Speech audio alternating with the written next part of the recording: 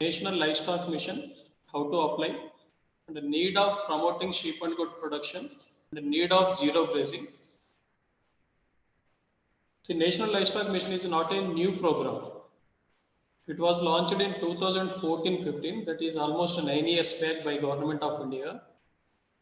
At that time, the unit size was only 10 plus 1 and 100 plus 5. The subsidy cap was 25% only, and the subsidy was released through NABARD. But in 2021-22, the same program is revised and realigned. They have changed the unit size to 500 plus 25, and even the subsidy also they have increased it from 25% to 50%. And the subsidy is routed through SIDBI, not through NABARD. It is implemented all over India and it will be enforced till March 2026. The main objective of National Livestock Mission, which is called as Entrepreneurship Development Program, EDP, the main objective is breed conservation. So applicant, whoever is selected under this program, he should rear only the recognized breeds. And they should be maintained under zero grazing only, by following scientific management. And the another objective is bringing this sheep and goat sector from unorganized sector to organized sector, and promoting entrepreneurship development also, and to develop a sustainable business model. Then what is the eligibility criteria to apply under this scheme? Any citizen of India can apply for this scheme. Any individual, or it can be a joint application also.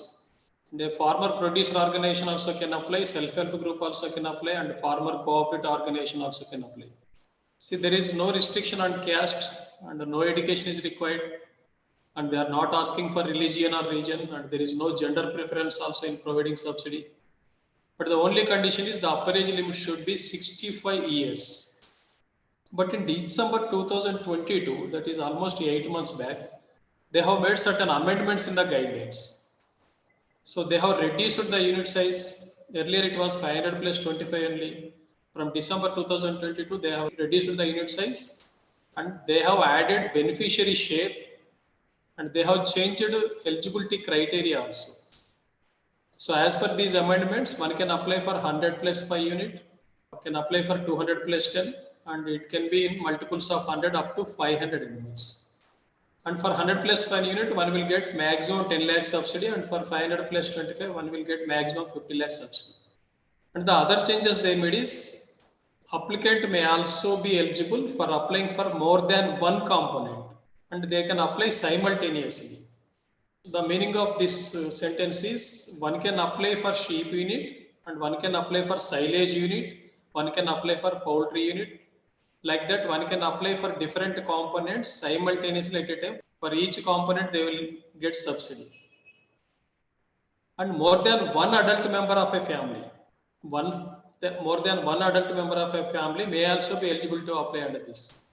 See, a husband can apply if he is eligible, and a wife can also apply if she is eligible, and their children also, if they are more than 18 years age, and they have sufficient land or sufficient money as a beneficiary share, they can also apply. And the minimum beneficiary contribution should be 10% of the total project cost. So these are the amendments made in December 2022. These amendment guidelines are available in the NLM portal. The subsidy provided is 50% of capital subsidy. 50% of capital subsidy. Capital subsidy means the total project cost. The remaining part, 40%, it can be availed as a loan from the bank, or it can be self-financed also. So applicant need not go to the banker for loan. It is the choice of the applicant. And if he is taking loan from any bank, so he has to invest minimum 10%, or the remaining 50% can be borne by the applicant. So in fact, here you can easily understand 50 plus, 40 plus and 10 plus. 50 is subsidy, 40 is bank loan, and 10 is applicant share. And this subsidy is channelized through SIDBI bank. So in NLM guidelines, they have given indicative list of items which can be included in the project cost. So these are the 11 items which can be included in the project cost: construction of shed, kid and sick pen, cost of dough, cost of bugs, transportation cost, fodder cultivation, etc. But no subsidy will be provided on working capital. Please listen to this carefully. No subsidy will be provided on working capital for purchase of personal cars, for purchase of land, and for leasing, for establishing office accommodation. So they have given the indicative cost also. Here you can see it for 500 plus 25 unit. They have given an indication of 87 lakhs as a project cost. But still, even if it exceeds 1 crore, one can get maximum 50 lakh subsidy. So one need not stick on to this figure. It can be more than that also. At Government of India level, they will have an empowered committee. And the second committee is PAC, that is called as Project Approval Committee. And at state level, in each state, the state implement agency will be there. And this can be the Animal Husband Department or Livestock Development Agency. It need not be the same in each and every state. In case of Telangana, it is Animal Husband Department, and in case of AP also, it is Animal Husband Department. And this is called a state implementing agency. They have no financial role in this. The entire funding will be done by Government of India only. The role of state implementing agencies, they will scrutiny the applications which are uploaded by the applicant into the NLM portal. And they will place all eligible applications before state level executive committee. This is SLEC. This SLEC is also at state level only. And the state implement agency, they will follow up the project for a period of 2 years after completion. These are the duties of state implement agency. Then how to apply for a sheep and goat unit and what are the documents required. If you are applying as an individual, you need to have a detailed project report. Generally, we call it as DPR. And you should have land for sheds construction. For construction of sheds, this is mandatory. And it can be leased land also, it need not be own land. And your land documents, even if they are leased, you need to have lease agreement for 10 years of period, and it can be a notary document. And KYC documents like Aadhaar card, PAN card, and address proof of the applicant. And one GPS location photo of proposed site for shed construction. And applicant's photo is required. And the bank consent, if you are trying to avail loan from any bank, and if you are investing your own money, still you need to take guarantee from the bank. And for the remaining 10% beneficiary share, you should produce one documentary proof. In general, it is nothing but bank statement where your money is deposited. And you should have an experience certificate. It can be taken from local veterinarian or one training certificate. And all these documents, all the documents which are listed above should be in PDF form, and they should be less than 1 MB size except project report. Project report can be up to 5 MB size. So in the project report, you have to mention all these details like your personal details, Aadhaar card, PAN number, gender, caste, education qualification, and land details, survey numbers, and proposed shed construction land survey number also. And this is how to prepare the project report. Here I have given one example. This is a project report of 500 plus 25 goat. So the total project cost is 1 crore 75,250 rupees. Cost of animals is approximately 50 lakhs. The maximum share goes towards cost of animals only. The remaining around 42% for the civil constructions. And among this total project cost, we should mention clearly about the means of finance. So generally the subsidy will be 50 lakhs. And the non-subsidy part will be 50 lakhs 75,250. Your share should be minimum 10%. The remaining part should be from bank. This is how to prepare the project report. And you have to give very clearly about the flow chart. In which month, how many number of animals will be there and how many will be born and how many will be died. The natural mortality should be taken into consideration. How many will be sold. And here you can see the gross income, expenditure, and net income statement. Like this, one should prepare the project report. And here I have given the one format of experience certificate. In fact, there is no such format which is designed by NLM. It can be designed on your own, but only thing is it should be typed in English. This is the only mandatory. And here I have given one consent letter given for one applicant by IDBI Bank. His project cost was 23.64, out of which they have given consent for 10 lakhs. In February 2022, Government of India have given clarification about the bank loan share. Bank may sanction the loan for full project cost as per the demand of the beneficiary. That means you can take 90% loan from the bank and 10% will be your share. In such case, the subsidy amount will be adjusted into the loan account only, or else the subsidy portion will be released into your savings account. And if you find any difficulty with any bank, these details are available in NLM portal. If you find any difficulty in getting the sanction letter or loan from Union Bank of India, you can contact Mr. Ramesh Babu, Senior Manager. These details are available in the NLM portal itself. And this is how to take the GPS map camera. So you can take this photograph with your mobile also. You have to download the GPS map camera from Play Store. And with that, you have to take the photograph of the site where you are going to establish your farm. And you will get all these details like latitude of the area, longitude of the date of taking the photograph, time, everything. And keep ready all the required documents which I have mentioned previously in PDF form, and all should be in less than 1 MB size except DPI. So it can be up to 5 MB. And you have to submit your application with the required documents through online portal only. You need not go to any office, you need not meet any officer, just you can sit in your house and you can upload all the documents. You have to visit their site www.nlm.udyamimitra.in. You need not pay any registration fees and you need not pay any processing fees also. See, once you open this site www.nlm.udyamimitra.in, this type of page will be appearing on your screen. You have to click here, apply here. We have to click on login as entrepreneur, because as an individual you are applying to become an entrepreneur only. You have to click on login as entrepreneur. Then you will ask you to enter your mobile number. Then you have to request for OTP. And you will get one OTP like this. And here you have to enter your OTP. Then the first page of application will open like this. So keep on filling all these columns, and there are 5 pages in this application. The first page is applicant details. You have to enter all the details which you have entered in your project report. So your project report should not have any type of deviation from online application. So whatever the details you have incorporated in your DPR, they should be entered into this form. And once you fill this first page, you can go to the second page where you have to enter all the project details, like cost of the animals, cost of the sheds, and transportation cost, everything. And then the third page will ask you to provide all your bank details, name of your bank, branch name, and IFSC code, etc. Then in the fourth page, you have to upload all the documents. All the documents means your DPR, your bank consent letter, your personal photograph, Aadhaar card, everything.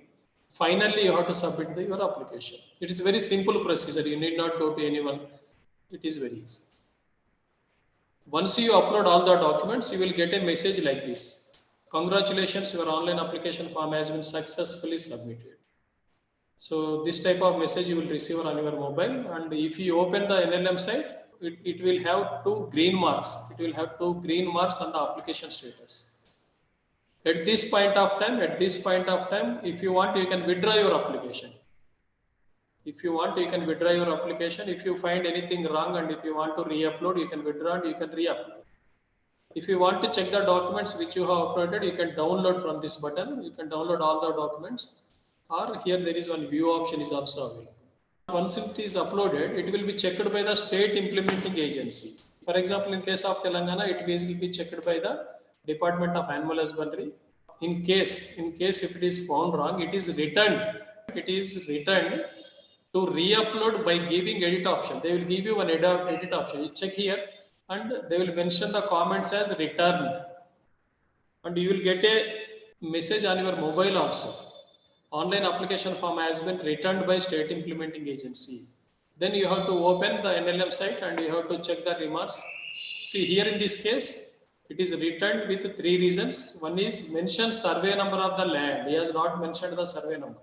The means of finance do not match with that of the project report. In the project report, he has mentioned differently, and while applying through online, he has given some other details. The third one is the information provided on the bank details do not match with the cancelled check what he has uploaded. So these are the 3 remarks, and this person, this applicant, he can modify the project report and he can re-enter the details which he has entered wrongly. So again, he can resubmit this application. So if everything is fine, you will get a letter like this. In principle agreed after thorough scrutiny by state implement agency, and this will be issued by the state implementing agency. After this, they will forward it to the government of India for approval and release of subsidy. Here you can check it. State level executive committee recommends for approval and release of subsidy. And once they recommend it, they will ask you to upload the bank sanction letter, bank loan letter. And every time you can check your status of your application through the online portal only. Here in this case, so he has crossed 4 milestones. In the beginning, these two have been completed and the principal approval also marked and bank loan also marked. Here you see even central executive committee screening also completed. And once it is approved, the subsidy amount will be released in 2 equal installments. In this case, you can check the first installment is released for this person. And the first installment will be released at the beginning of the project. And second installment will be released after completion of the project. So there are not only sheep and goat sector, the other components also available under NLM like poultry. One can have a poultry hatchery unit. One can get 25 lakh subsidy, and one can establish piggery also. For piggery also one can get 15 to 30 lakh subsidy. So the procedure of application is same, and the documents required is also same. And one can apply for silage making unit also and for fodder blocking unit also. Here also one can get 25 lakh subsidy. And for further clarifications, see if anything is missing in my PowerPoint presentation, just please feel free to call me on my mobile number. And for detailed project report, see which is very key, very important document to be uploaded for applying for an NLM, just you can contact one Srimati Bindu Madam on this number. So it is only a suggestion. I am not recommending. If you know anyone, you can get it done from them also. So it will be easy if you can contact them. Need of promoting sheep and goat production. When we got independence in 1947, India was considered as a vegetarian country. At that time, 65% of Indians were vegetarians. But in 2019-20, as per Government of India survey, which is held in 2019 and 21. And as per this survey, India is no more a vegetarian country. 77% of Indians are non-vegetarians. In case of Telangana, in AP it is 96%, and in Telangana also it is 96%.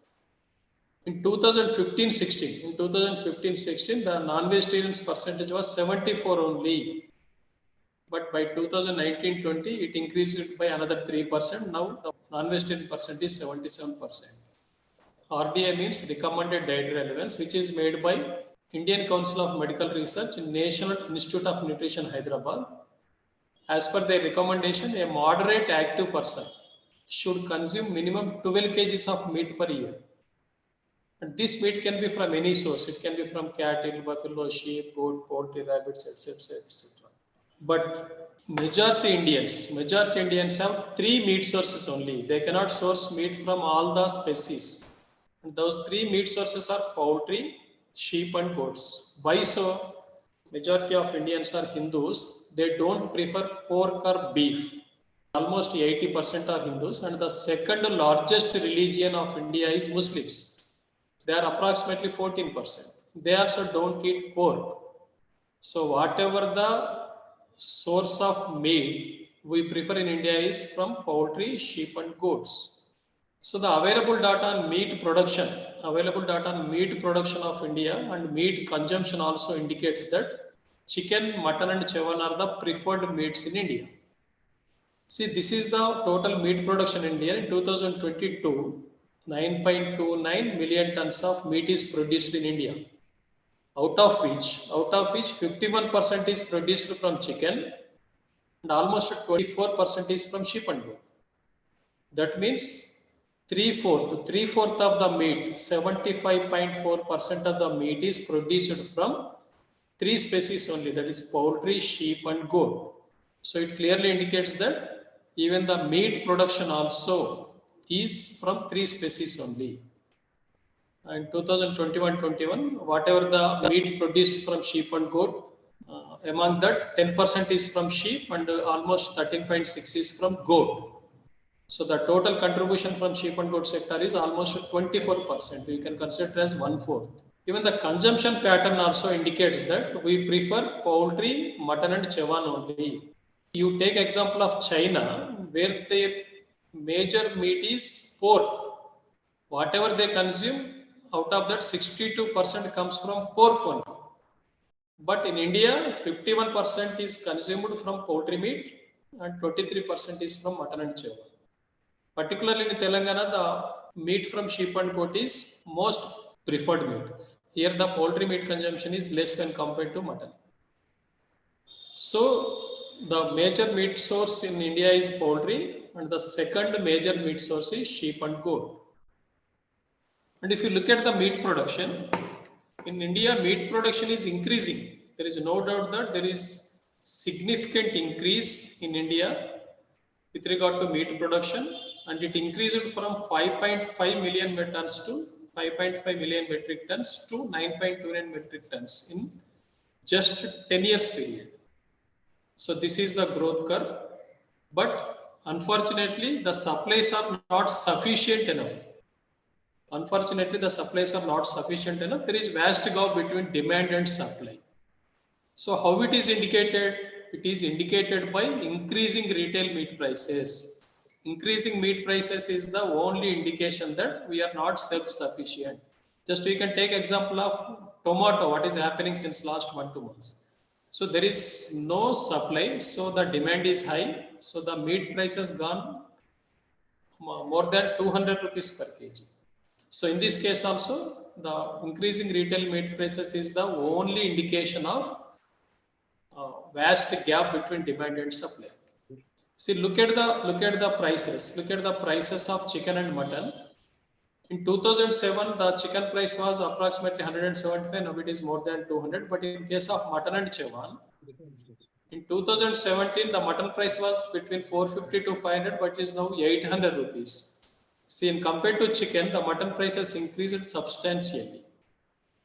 So it clearly indicates that there is deficit of supplies.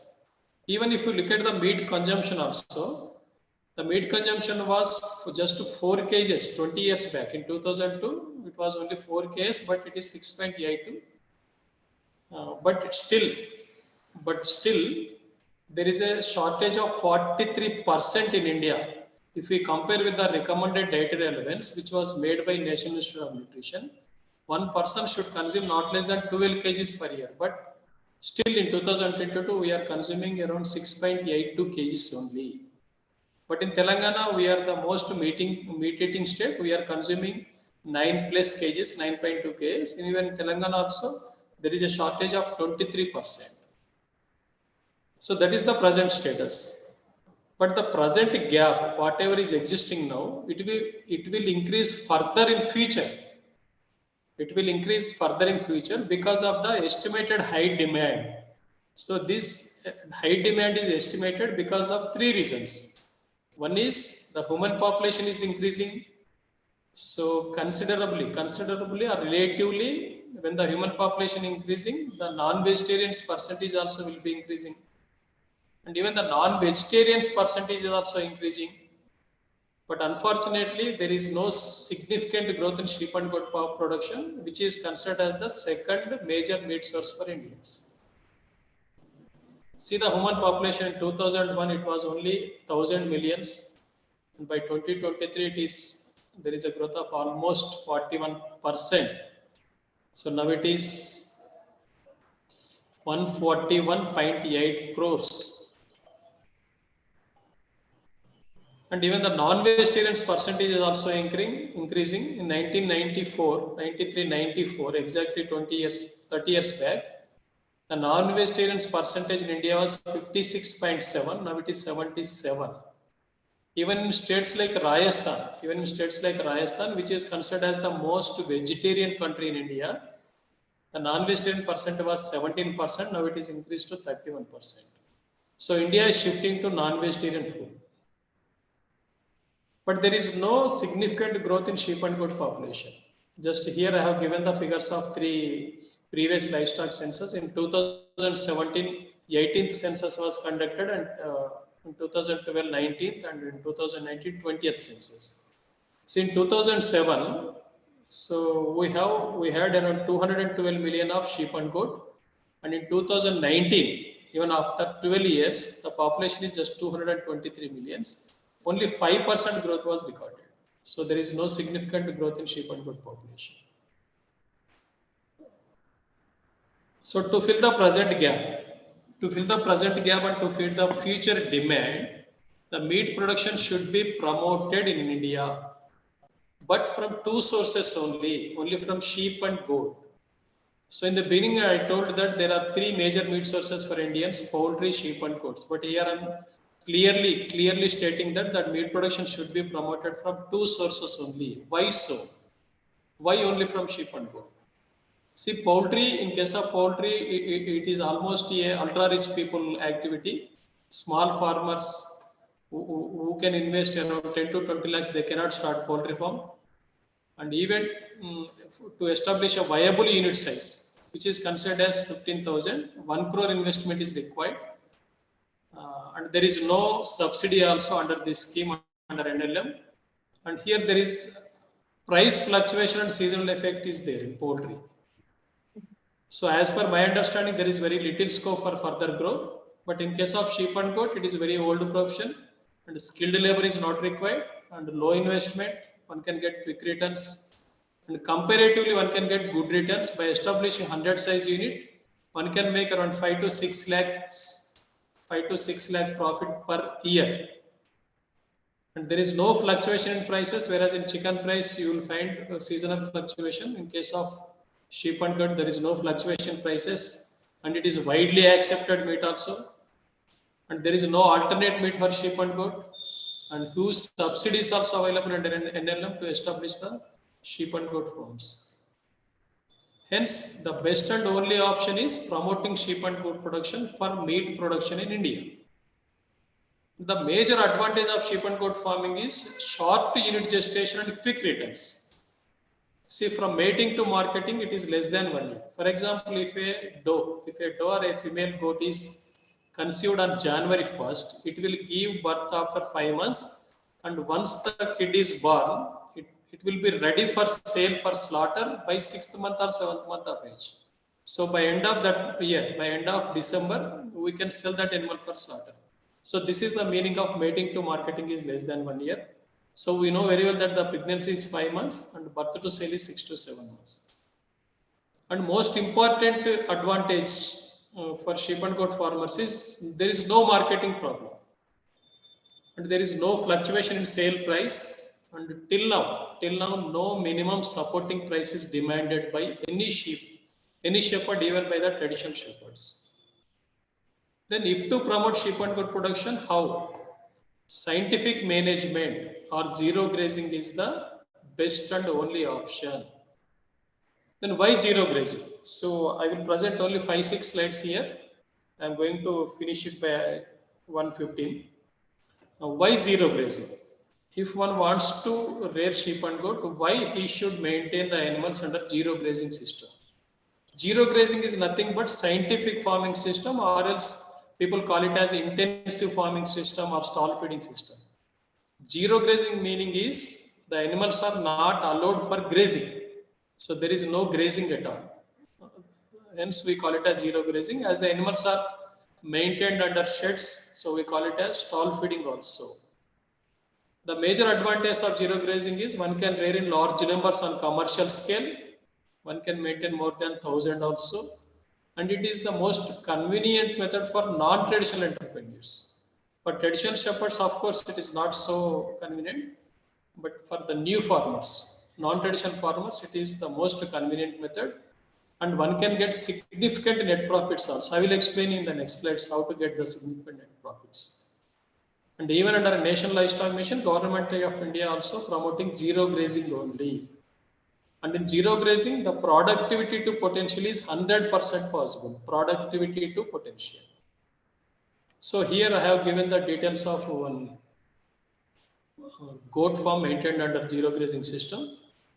So by 180th day, after birth of the newborn by 180th day, that will gain not less than 26 kg body weight. The production cost on 1 kg live will be approximately 169 rupees. The percentage of production cost on live sale price is just 45%. So other parameters also to be considered for estimation of production cost. This is calculated on the basis of maintaining Usmanabadi goat, and which gives around 60% twinning. So in sheep and goat farming, productivity means the number of newborn sold per each goat, number of newborns sold per each goat per cycle is considered as productivity. That means from each goat, if a person is maintaining 100 females, he should be able to sell not less than 120 kits per year out of that farm. This productivity is directly influenced by breeding system and feeding system and preventive health care and management system. Management means housing, culling, biosecurity, etc. And this productivity is directly influenced by illness of the flock. If the flock is not healthy, then also you will lose the productivity, and the flock becomes ill because of negligence in any one of the these parameters. If you neglect breeding, so productivity will be low. If you neglect feeding, productivity will be low. If you neglect preventive health care, productivity will be low. If you neglect management, productivity will be low. And this productivity, which is influenced by illness, is due to infections. Illness is due to infections and due to infestations and due to disorders. Disorders means maybe due to nutrition disorders. In zero grazing system, we can avoid this illness. By avoiding this illness, we can have the better productivity. So if we can have better productivity, the farming will be more profitable. So in zero grazing, to understand the system of avoiding illness, we need to understand the source of illness and predisposing factors also. So here is the comparison between open grazing and zero grazing system. In open grazing system, the animals are taken out for grazing by 9 or 10 a.m. in the morning, and they are taken back by 5, 6, or sometimes they may return by 7 p.m. also. But still, they don't get balanced feeding. We all know very well that the animals require non-legume and legume type of fodders every day. But in open grazing system, they get only non-legume type of fodder, which is naturally grown, and which is available in the waste fields. They don't get balanced feed and they don't get full ration also. But here in zero grazing system, we can provide balanced feeding. We can offer both legumes and non-legumes, and we can give full ration. So there is no limit in offering the ration. And in case of open grazing, same type of feed is available in all physiological conditions. So even for pregnant animals, even for lactating animals, even for growing animals, so the same type of fodder what is available in the feed, that is to be consumed. But in zero grazing system, you can design feeding system as per the physiological need of the animal. For pregnant animals, you can provide extra ration. From lactating animals, you can provide extra ration. For growing animals, you can provide extra ration. So in open grazing system, there is no access to fresh and potable water, whereas this is in zero grazing, it is available. And there is a possibility of ingestion of worm larvae while grazing. In open grazing, this is the major problem for the shepherds. So there is every possibility of ingestion of worm larvae while grazing. So frequently they suffer with worm infestation. But in zero grazing, there is no chance at all. There is no chance of ingestion of larvae or intermediate host. So this internal worm problem can be totally avoided in zero grazing system. And in open grazing system, they are frequently exposed to infectious environment. See, if 2 to 3 flocks are grazing in the same field, so whatever the sick animal present in the other flocks, so they may transmit the disease through air. So there is every chance of getting the infection, and they are frequently exposed to infectious environment. But whereas in zero grazing, there is no exposure. And in open grazing, uncontrolled breeding is highly possible, because always the male remains with the females while grazing, and even at rest stage also in the sheds, the males are always with the females. But in case of zero grazing, it is not like that. We can have controlled breeding. And in open grazing system, totally it is unhygienic and improper housing. And here we can provide hygienic and proper housing. And there is no biosecurity in open grazing system. Here in zero grazing, we can have proper biosecurity. And in search of feed, sometimes the flocks are taken from one place to another place as a part of migration. There is every risk in migration, but in zero grazing, there is no need of migration. And animals while going for grazing, they always suffer with stress and starvation in search of food in open grazing. But here in zero grazing, there is no such chance. There is no stress and no starvation. And here are the sources of illness and the predisposing reasons for illness. All these can be avoided in zero grazing system. So we provide balanced ration. So there are no nutritional disorders, and we provide complete nutrition in zero grazing. So there are no nutrition disorders. And there is no infected soil in zero grazing. So we know very well that from soil one can get tetanus infection, particular Clostridium infection, or E. coli, or even this anthrax also. So here there is no chance. And with infected air means if sick animals are present available in the flocks which are grazing nearby.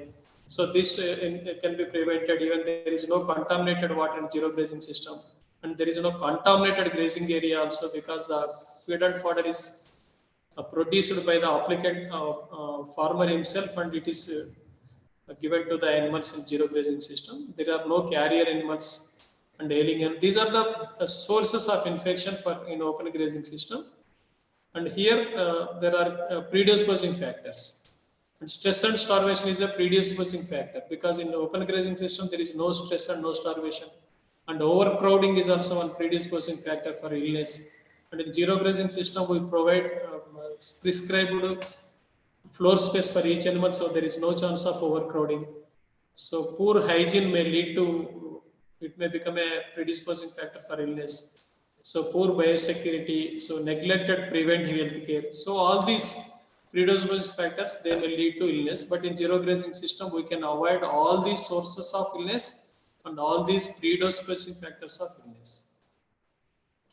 So here see all the animals, they get full nutrition, and each animal is provided equal space of feeding also. So they get balanced nutrition, and they get complete nutrition, and complete hygiene is possible. And we can mix both legumes and non-legumes, and we can offer balanced food even by installing waters which are available even in Amazon also. We can provide fresh, clean water for each and every animal. Even ICR, Indian Grassland and Fodder Research Institute, also estimated that there is a deficit of 11.24% green fodder and 23% dry fodder and 28.9% concentrates in the country as of November 2022. Hence, to get productivity to potential is possible only through zero grazing only. So for more information on sheep and goat sector, you can join in our WhatsApp group. I think majority of you are in our groups. You can watch Sathyazerograzing YouTube channel also for more videos on sheep and goat sector. And you can attend webinars, like Muthukumar sir told. We are organizing webinars every Sunday at 6 p.m. on sheep and goat sector. So far we have organized 130 webinars in last 2 years. So you can attend webinars also. Thank you all.